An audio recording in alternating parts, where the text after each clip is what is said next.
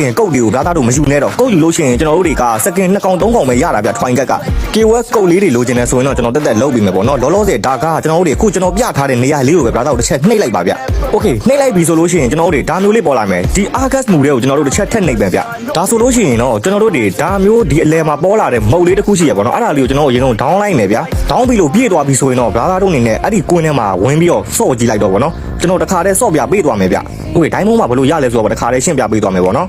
โอเคဒါဆိုသူအနေနဲ့ဒါတွေရှောက်ပြနေပေါ့နော်လူတွေကျွန်တော်စတင်ပြီဆိုတာလေးနှိပ်ပြီးတော့ဂိမ်းစားလိုက်တော့မယ်ဗျပေါ်နဲ့ရောက်ပြီဆိုတော့ဗျာသားတို့ဒီဘက်မှာဟီးရိုးတွေအများကြီးရှိရပေါ့နော်โอเคဒီမှာဒါက KOS တွေအားလုံးဗျာပေးထားတဲ့ဟီးရိုးတွေကျွန်တော်တော့ခြောင်ပဲကင်လိုက်မယ်ဗျโอเคဒီမှာဆိုရင်ခြောင်ရဲ့ KOS skin ကိုအခမဲ့ဆိုပြီးတော့သုံးလို့ရတယ်ပေါ့နော်ဒါအဆန်းဆုံးကလည်းမဟုတ်ဘူးဗျဒီမူကြီးပေါ့နော်မပြောင်းမချင်းကျွန်တော်တို့တွေသုံးလို့ရမှာပြောမယ်ဆိုရင်ဒီကျွန်တော်တို့မုတ်က